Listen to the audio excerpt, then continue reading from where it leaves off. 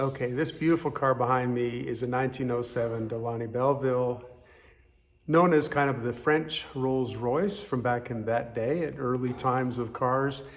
Alan Travis is the owner and caretaker of this car, and it was parked for 10 to 12 years. And when he went to try to go get it running again, he found the engine to be completely stuck, very stuck.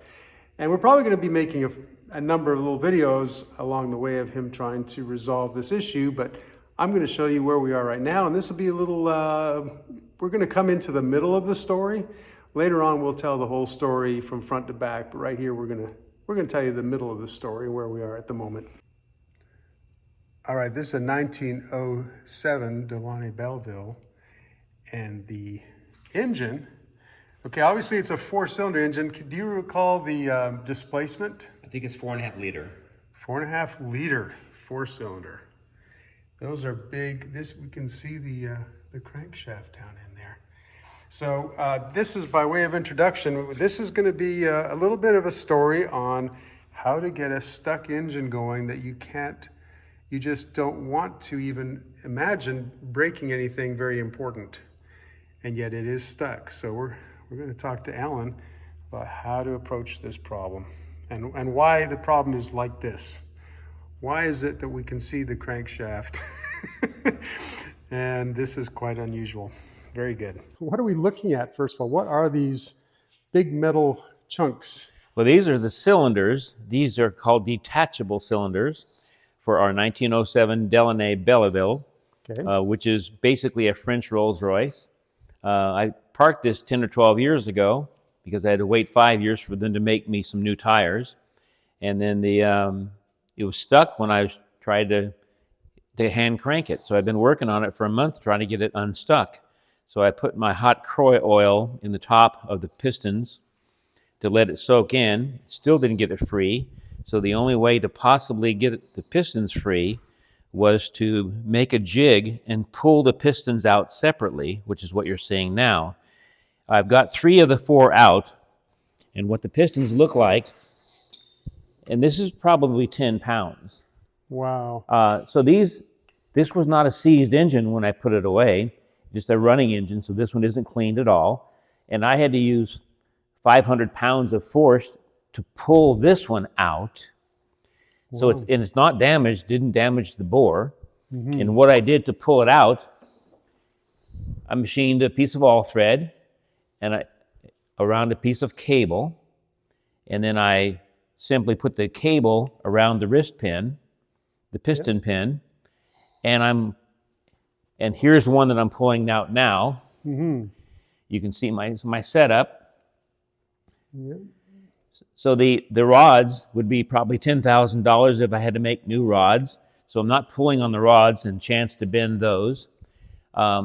I don't want to hurt the bore in here, but if I have to put a liner, I can.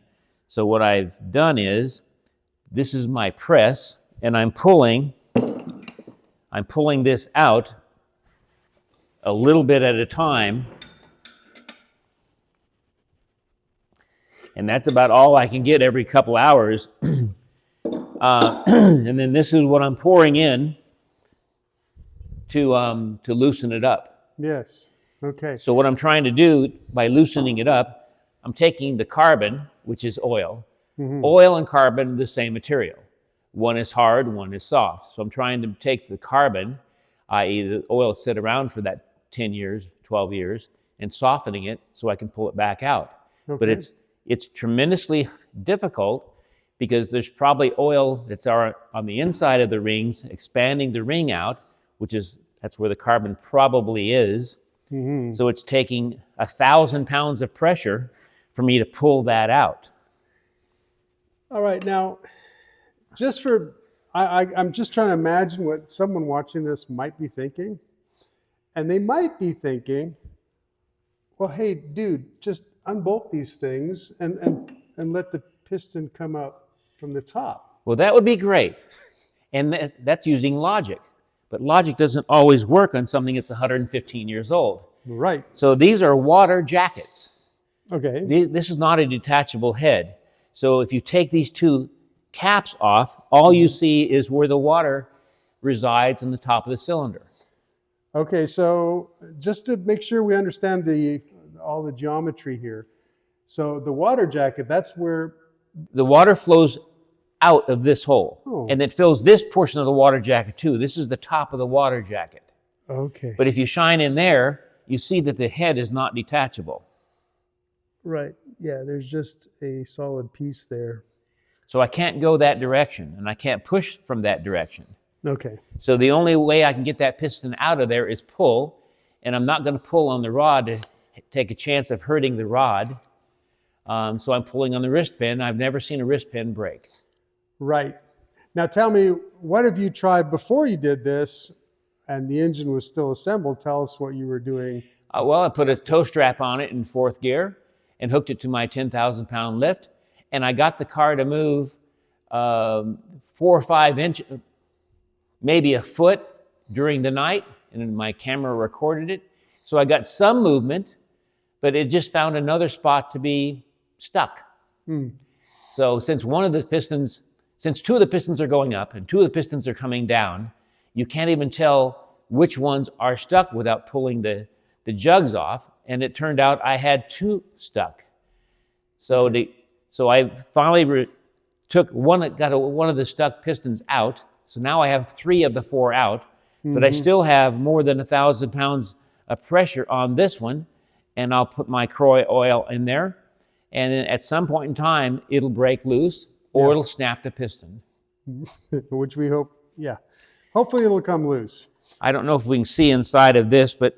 Let's have a look. But for example, this portion of the piston is solid. Yeah.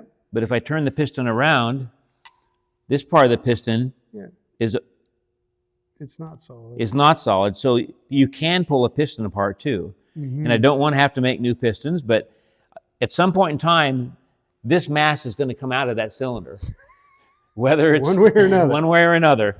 So I'm hoping it'll just slide out with 1,000 pounds of pressure with my cable apparatus that's pulling on it. Yeah. If not, I'll keep dealing with what the problems are. Okay.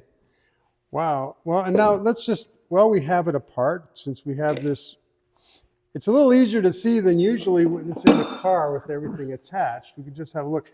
Am I correct in calling this an L-head design? Yes. Okay. So this is the L-head, and we can kind of see an upside-down L looking at it this way. And the valves are operated from below. Yes. And we can see the springs. And so we have 3 ports, not 4. So can you walk me through? This is the exhaust side. Okay, so that's an exhaust, and I suppose that's an exhaust. This is right, and this is the intake. Okay. And then on an L-head, it's not a hemispherical combustion chamber, i.e. the combustion, it doesn't happen just above the piston. It happens above the piston. It also happens above the valves. Okay. So the combustion chamber is shaped like this, and the piston is round. It's shaped like that. Right. So we're seeing a little piece of a spark plug here. What this was for, I was pressurizing I see. That's right. That's initially to try to push the piston down, and I did a Schrader valve here.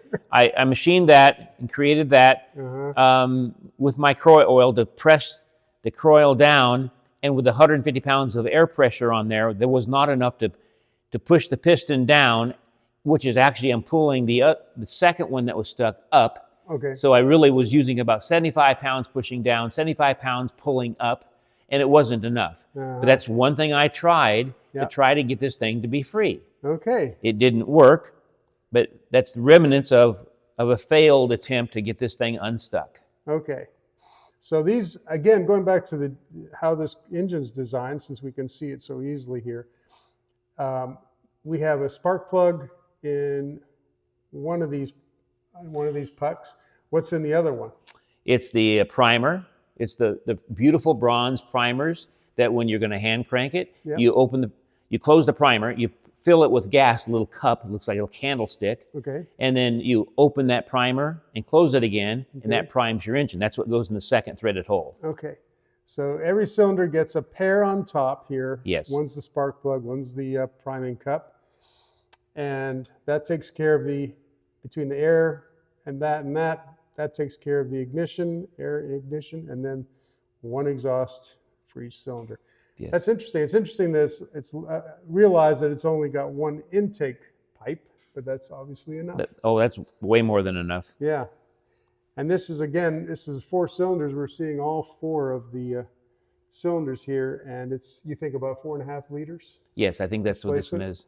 It's a 4 1/4 inch bore. Yeah. It's a long stroke. That's for sure. We're looking at that rod. That is, and then of course the crank we'll see from inside the engine there the best we can. You're hoping not to take the crank out. Well, it looks like I'm going to have to. Are you going to have to? Yeah, but at least I can, once I get this piston out, then I can start ordering the pistons if I need them, and rings, which I for sure will need. And if a rod is bent or something, I can check the rods and see if they're bent from the situation. And I hope I didn't bend any of that. But that's just you don't know until you know. That's right. Wow. Well, for all the people that are thinking, wow, I wish I had a really old car, there is a price that it comes with to get things working. You have to be an engineer. Yeah. And you have to outthink your engine because you're just not willing to scrap it. Right. You're going to fix it. Yeah. Wow. And from this, you can literally see each cylinder very well defined in the casting here. It's pretty interesting. It's interesting that the cooling is really designed for just up top, obviously where the fire takes place. The cylinders, the lower cylinders don't have a water jacket on them. They're just open, which is interesting too.